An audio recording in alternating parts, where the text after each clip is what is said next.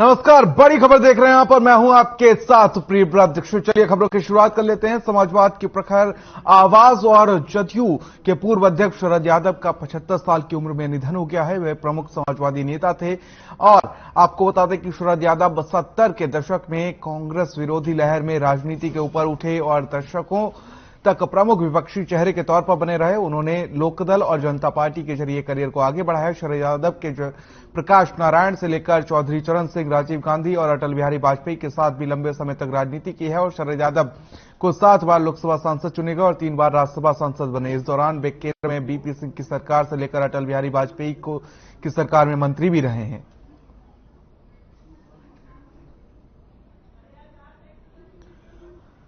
तो आपको बता दें कि 75 साल की उम्र में अंतिम सांस ली है शरद यादव ने। बात की जाए तो 70 के दशक में राजनीति में उभरे शरद यादव ने एक लंबा राजनीतिक सफर तय किया और बात की जाए तो कहीं ना कहीं लालू यादव, मुलायम सिंह यादव और शरद यादव, ये 3 राजनेता एक समय में एक साथ उभरे और साथ ही तीनों ने एक लंबी राजनीतिक पहचान बनाई। और आपको बता दें कि शरद यादव की बात कर लें तो शरद यादव ने मध्य प्रदेश से उत्तर प्रदेश होते हुए बिहार तक का सफर तय किया और इस सफर में कई बार वो राजनीति में सफल हुए तो कई बार राजनीति में असफल भी हुए। और बात की जाए तो शरद यादव की पहचान एनडीए से लेकर जेडीयू से लेकर जनता दल, किसी भी पार्टी में कम नहीं रही। और साथ ही बात की जाए तो उन्होंने हमेशा दूसरे नेताओं को आगे बढ़ाने की कोशिश की। अगर बात की जाए तो उत्तर प्रदेश में बात कर लें तो मुलायम सिंह के साथ रहे, उन्हें मुख्यमंत्री के तौर पर देखा गया। बिहार की बात कर लें तो बिहार में लालू यादव को मुख्यमंत्री बनने का सफर तय करवाया, हालांकि उसके बाद धुर विरोधी हो गए। लेकिन कहीं ना कहीं शरद यादव की पहचान एक ऐसे नेता के तौर पर होती थी जो फर्श से अर्श पर पहुंच गया, लेकिन उसके अंदर जरा सी भी बात की जाए तो घमंड नहीं आया और समाजवादी नेता के तौर पर शरद यादव की पहचान होती थी। 75 साल की उम्र में अंतिम सांस ली है। दिल्ली के छतरपुर में उनका पार्थिव शरीर रखा गया है। अंतिम दर्शन के लिए लोग पहुंच रहे हैं। हरियाणा के मुख्यमंत्री मनोहर लाल भी उनके अंतिम दर्शन के लिए दिल्ली के छतरपुर पहुंचे, जहां पर उनका पार्थिव शरीर रखा गया है। कई सरकारों में मंत्री रहे, राज्यसभा से लेकर लोकसभा, कई बार सांसद चुने गए, 3 बार राज्यसभा से चुने गए, साथ ही आपको बता दें कि 7 बार लोकसभा से भी चुने गए। चलिए खबरों में आगे बढ़ेंगे और सीएम मनोहर लाल कलनार दौरे पर रहे और वहां वे एक निजी कार्यक्रम में पहुंचे और उनका काफिला लगभग 3:10 पर करनाल के पीडब्ल्यूडी रेस्ट हाउस में रहा। और वहां पर आपको बता दें कि तमाम बीजेपी के नेता और कार्यकर्ता लोहड़ी की बधाई देने के लिए पहुंचे और वहीं उन्होंने प्रदेश की जनता को भी लोहड़ी की हार्दिक शुभकामनाएं दी हैं। जानकारी के अनुसार शाम 7 बजे वे लोहड़ी प्रेमनगर के सामुदायिक भवन में पहुंचेंगे और लोहड़ी मनाएंगे। आपको बता दें करनाल में सीएम आवास प्रेमनगर में ही और शनिवार को सीएम मनोहर लाल मंगल सेन ऑडिटोरियम में पंचायती राज संस्थाओं की सदस्यों के चेयरमैन के साथ मीटिंग भी करेंगे।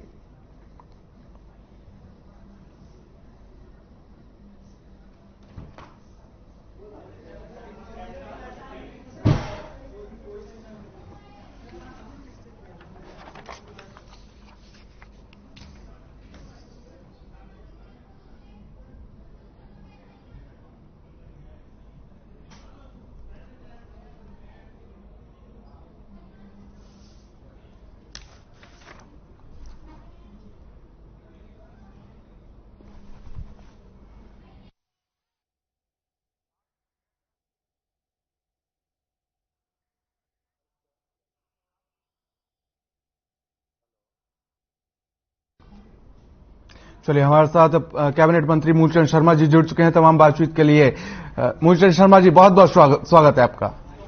धन्यवाद धन्यवाद। देखिए बात की जाए तो आज का ये दौरा है करनाल, कितना खास रहने वाला है सीएम मनोहर लाल के लिए और साथ ही करनाल के लिए, जानना चाहूंगा आपसे। नहीं, मेरा ये मानना है कि प्रदेश के मुख्यमंत्री जिस भी जिले में जाते हैं, जिस क्षेत्र में जाते हैं, वो हमेशा मुख्यमंत्री जी के लिए और वहाँ के लोगों के लिए महत्वपूर्ण होता है। और लोगों की इच्छाएं होती है, मुख्यमंत्री जी आते हैं तो कुछ जो लोगों की ग्रीवेंस है उसके बारे में है, कोई घोषणा है उससे उम्मीद करते हैं। और लोग क्या है कि जब और वहां से विधायक भी हैं मुख्यमंत्री स्वयं और ये मान के चलिए मुख्यमंत्री का जाना ही बड़ी बात है जब किस प्रदेश में कोई घोषणा है। देखिए शर्मा जी, कहीं ना कहीं अगर बात की जाए तो इस दौरान आपको भी एक नए पद से नवाज दिया गया है। किस तरीके से आप धन्यवाद करेंगे मुख्यमंत्री के? नहीं, मैं तो मुख्यमंत्री का धन्यवाद करता हूं। मुझे तो ये सम्मान दिया है, जो पद मेरे पे पहले भी मैं कैबिनेट में मंत्री हूं और मुझे जो दायित्व दिया है और दायित्व को जो मुख्यमंत्री ने विश्वास भरोसा दिया उसको निभाने का प्रयास करूंगा। कहीं ना कहीं विश्वास भी बढ़ा है और साथ ही बात की जाए तो जो आपसी संबंध थे वो भी और ज्यादा मजबूत होते हुए नजर आए हैं। नहीं, जो जनता का जो विश्वास था वो कहीं ना कहीं मुख्यमंत्री को समझ आया। नहीं, करेंगे जो जिम्मेदारी दी है मुख्यमंत्री जी ने, मैं ये विश्वास लाता हूँ, मैं प्रयास रहेगा, मैं प्रदेश के हित में जो मेरे से काम होगा मैं करूंगा। चलिए, बहुत बहुत शुक्रिया हम तक जुड़ने के लिए और अपना कीमती समय देने के लिए। चलिए, बात की जाए झज्जर से खबर है, जहां पर आपको बता दें कि झज्जर दौरे पर मुख्यमंत्री मनोहर लाल पहुंचे हैं और इस दौरान आपको बता दें कि वहां पर कई योजनाओं की सौगात भी देते हुए वो नजर आएंगे। और साथ ही आपको बता दें कि उन्होंने प्रतापगढ़ फॉर्म का अवलोकन किया है। साथ ही G20 की हरियाणा में प्रस्तावित बैठक के मद्देनजर तैयारियों का भी जायजा लिया गया है। आपको बता दें कि हरियाणा में प्रस्तावित G20 की बैठक के आखिरी दिन मेहमानों को हरियाणवी संस्कृति से रूबरू कराने के लिए प्रतापगढ़ फॉर्म घूमने की सरकार की योजना बनाई गई है, जिसको लेकर सीएम ने कहा कि इस आयोजन से मेहमानों को हरियाणा की संस्कृति, खेल, खाना और पहनावे की झलक मिलेगी। बता दें कि हरियाणा में G20 की बैठकें मार्च और अगस्त में प्रस्तावित है।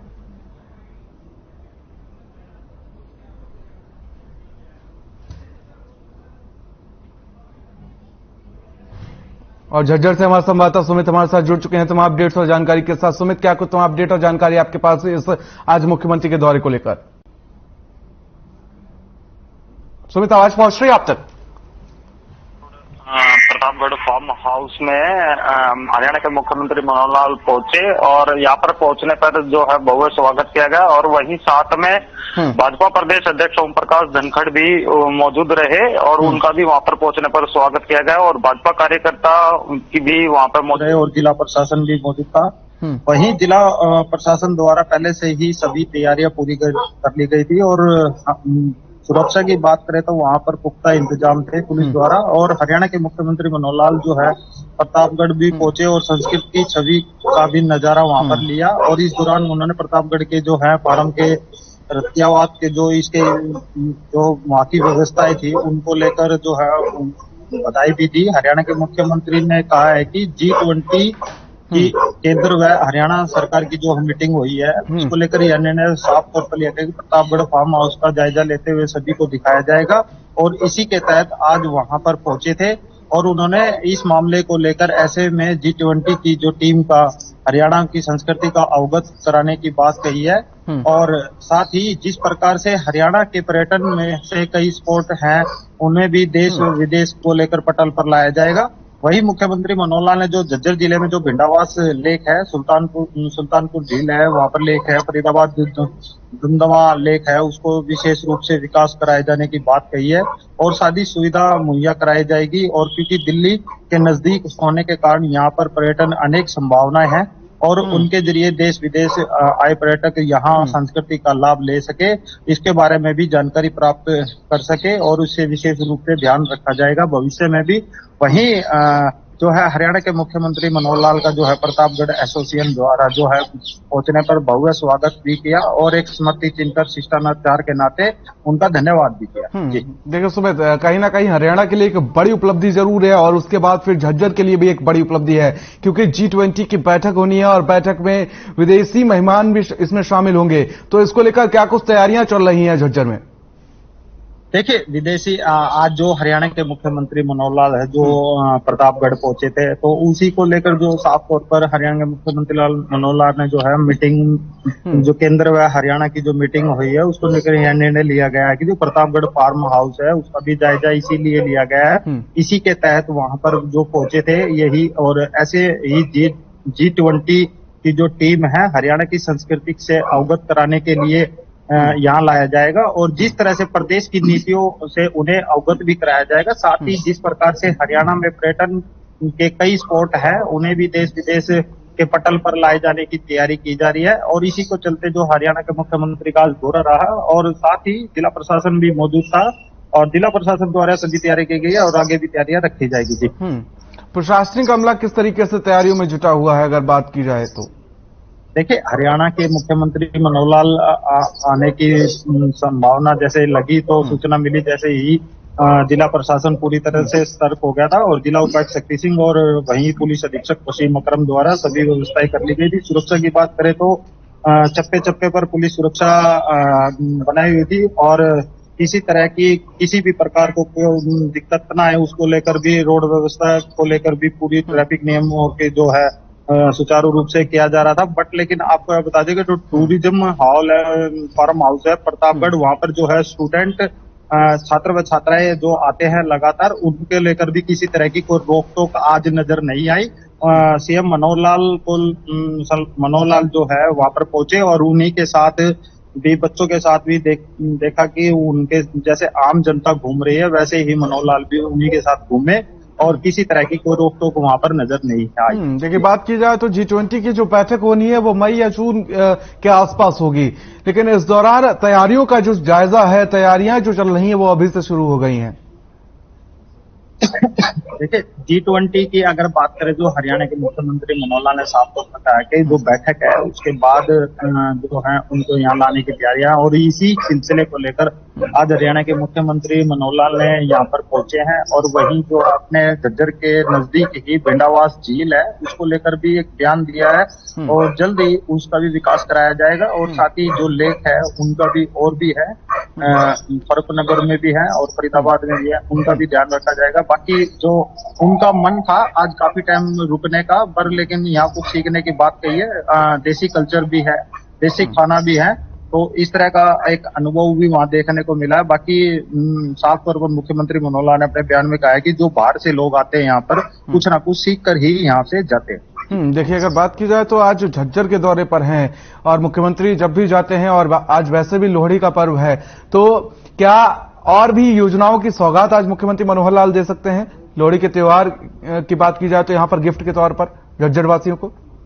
देखिए हरियाणा के सीएम की बात करें तो मीडिया से रूबरू हुए, और साथ ही उन्होंने लोहड़ी पर्व की हार्दिक शुभकामनाएं देश व प्रदेशवासियों को दी, और साथ ही मकर संक्रांति की भी शुभकामनाएं दी, और बाकी जो है प्रतापगढ़ में पहुंचे और वहां पर मीडिया कर्मी और आए हुए सज्जनों को भी शुभकामनाएं दी, और साथ ही उन्होंने यही कहा है कि एक प्रतापगढ़ जो है देसी कल्चर है, और इससे यहाँ पर आते जो लोग आते हैं उसे कुछ ना कुछ यहाँ पे सीख मिलती है, पर लेकिन जो लुभाने वाली चीज है वो यही प्रतापगढ़ में ही स्थापित है। चलिए बहुत बहुत शुक्रिया तमाम जानकारी के लिए और हमसे जुड़ने के लिए आपका।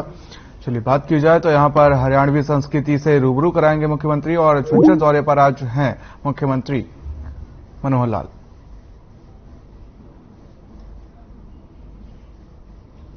चलिए अगली खबर की बात करेंगे। खबर गुरुग्राम से, जहां पर आपको बता दें कि इनेलो नेता अभय चौटाला और प्रदेश अध्यक्ष नफीर सिंह राठी ने प्रेस वार्ता की है, और इस दौरान उन्होंने सरकार पर जमकर निशाना साधा है। इसके साथ ही पूर्व मंत्री के बेटे की सुसाइड पर पुलिस कार्रवाई पर भी सवालिया निशान खड़े किए हैं, और आपको बता दें कि जहां उन्होंने कहा कि जो ऑडियो वायरल हुआ उस पर पुलिस ने अभी तक कोई भी एक्शन नहीं लिया है, और इसके साथ ही उन्होंने शरद यादव के निधन पर भी दुख जताया है।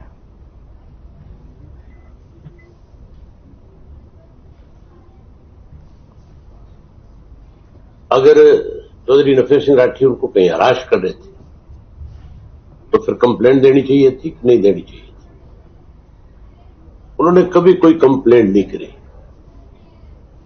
एक बार राठी साहब के दूर के रिश्ते में भांजा लगता है, उसके साथ जगदीश का कोई विवाद हुआ, और उसमें जगदीश राठी साहब के पास गया और जाकर के कहने लगा, ये रिश्ते में चाचा लगते हैं, दादा लगते हैं, चाचा कहते हैं कि तो हमारा समझौता करा दे। इन्होंने बैठ करके इनका आपस में समझौता करा दिया और समझौता होने के बाद वो अपने घर चला गया, वो अपने घर चला गया। उसके बाद इनका उनका कोई आज तक का दूर नजदीक का वास्ता भी नहीं। नंबर 2, जो 26 तारीख को ऑडियो वायरल हुआ, क्या पुलिस को उस पर संज्ञान नहीं लेना चाहिए था? जब उस पर मुख्यमंत्री से गुहार लगाई जा रही थी, दबाव में ही ऑडियो बनाई, वो अकेला बना ही नहीं सकता, वो अकेला नहीं बना सकता। इसलिए हम चाहते हैं, भाई साहब ने स्पष्ट कह दिया कि सीबीआई इसकी जांच करे, किसने ऑडियो बनाई है और उसके 16 दिन के बाद इसने सुसाइड किया है। 16 दिन तक पुलिस क्या करती रही? सोचने की बात है ना। ये डीएसपी के सामने जो इसने बयान दे रखे हैं, वो बयान सरकार डीएसपी सार्वजनिक करे, इसने क्या कह रखा है? अगर हमारे से कोई शिकायत होती, अगर इनके खिलाफ शिकायत होती तो डीएसपी पर्चा दर्ज करता कि नहीं करता? तो ये सारा का सारा षड्यंत्र है बीजेपी और जेजेपी का, और किसी का नहीं है।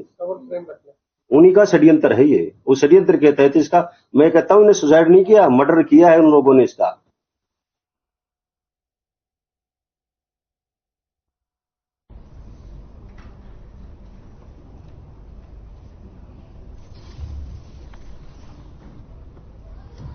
और इसी पर हमारे साथ रजवन जैनवाल हमारे साथ इनेलो प्रवक्ता हैं, हमारे साथ जुड़ चुके हैं तमाम बातचीत के लिए। रजवन जी, बहुत बहुत स्वागत है आपका। जी धन्यवाद। देखिए, बात की जाए तो कहीं ना कहीं एक बड़ा आरोप जरूर जड़ा गया है आपकी सरकार, आपकी पार्टी की तरफ से, पूर्व मंत्री के बेटे के सुसाइड पर पुलिस की कार्रवाई पर सवालिया निशान। देखिए, जिस हिसाब से जो ऑडियो क्लिप जारी की गई थी या फिर जो भी बयानबाजी हुई है, उस बयानबाजी को देखकर आप ये खुद इस चीज पे अंदाजा लगा सकते हैं कि कहीं ना कहीं इसमें एक साजिश की बू आ रही है। अगर इस पे कोई साजिश नहीं होती तो जब ये ऑडियो वायरल की गई थी तो उस पर पुलिस ने अपनी जो कार्रवाई की है, जब दोनों पक्षों पर बुलाया गया है वहां पर और उनके बयान दर्ज कराए गए हैं, तो फिर इसके बाद बचता क्या है? अगला व्यक्ति जब ये कह रहा है कि भाई मैं नशे में था, तो ये चीज सोचने की बात है। कहीं ना कहीं इसमें साजिश की बू आ रही है। और इसमें जिस प्रकार से बीजेपी और जेजेपी के नेताओं का जो, जैसे जेजेपी के जो नेता है कोई प्रदेश कार्यकारिणी के, उनका नाम आ रहा है, तो ये इसमें अपने आप में ही संदेह के दायरे में आ जाता है ये। और चौधरी नफे सिंह राठी जी का जो बार बार नाम लेके आ रहे हैं, अगर इतना दिन के पुराने की बात है तो उस समय मुकदमा दर्ज करना चाहिए था। उस समय मुकदमा दर्ज क्यों नहीं किया गया? ऐसी कोई बात नहीं है। ये केवल और केवल गुमराह करने के लिए, या हम ये कह सकते हैं कि उनको फंसाने की नीयत से इस प्रकार का षड्यंत्र रचा गया है। और बाकी जो भी मामला होगा वो जांच में सबके सामने आ जाएगा। अगर कोई कार्रवाई नहीं हुई तो इनेलो पार्टी का अगला कदम क्या होगा, रजवन जी? देखिए, कार्रवाई, देखिए, सबसे पहली बात तो ये है कि चौधरी अभय सिंह चौटाला जी ने खुद कहा है कि इस मामले की जांच सीबीआई से कराई जाए। स्थानीय पुलिस कर्मियों के ऊपर तो खुद आरोप लगे हैं।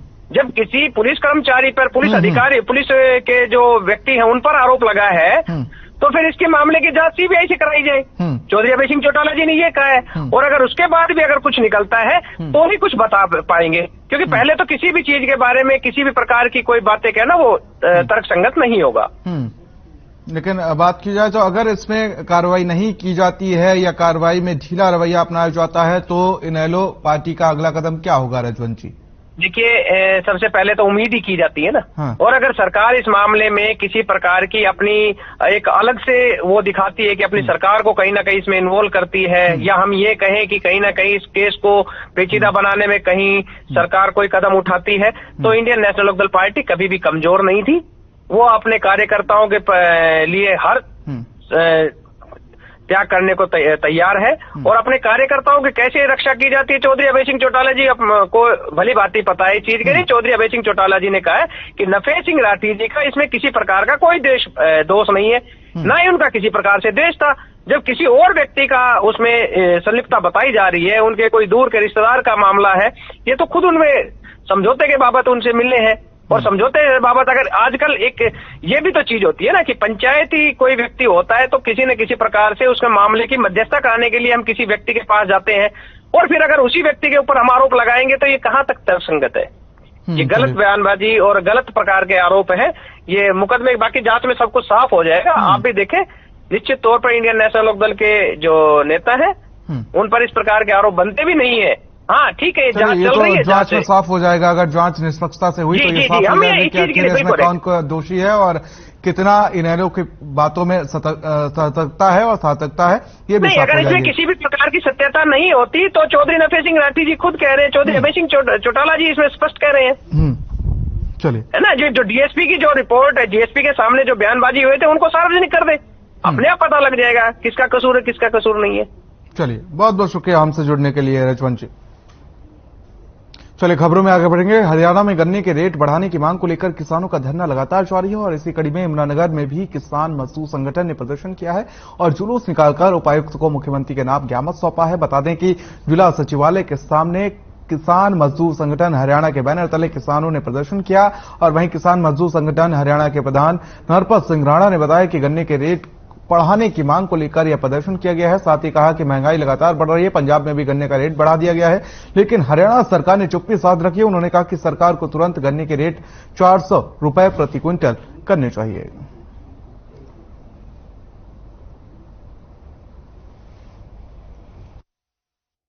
मांगे हमारी गन्ने का रेट है, जो सब चीजों की महंगाई बढ़ रही है और सरकार ने गन्ने की रेट बढ़ाने पे इतनी चुप्पी साध रखी है कि सभी जितने किसान हैं रोड के ऊपर है।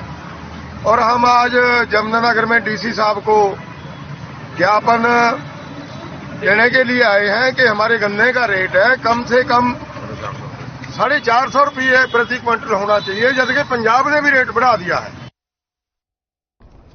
तो यमुनानगर से खबर है, तस्वीरें देख सकते हैं यहां पर किस तरीके से किसान जो हैं वो प्रदर्शन करते हुए नजर आ रहे हैं। किसान मजदूर संगठन हरियाणा की तरफ से यहां पर आपको बता दें प्रदर्शन किया गया है, किसानों ने धरना दिया और इस दौरान आपको बता दें कि वो गन्ना के रेट बढ़ाए जाने की लेकर मांग करते हुए नजर आए और उन्होंने सरकार से मांग की है और साथ ही उन्होंने पंजाब सरकार का हवालिया देते हुए उन्होंने कहा कि पंजाब सरकार ने गन्ने के रेट को बढ़ा दिया है, जबकि हरियाणा सरकार को भी इस बारे में सोचना चाहिए।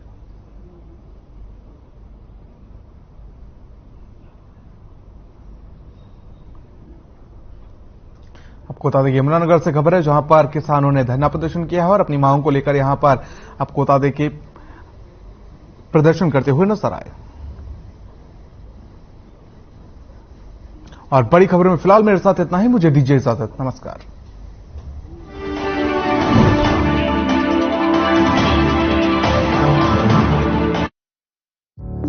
Through constant innovation,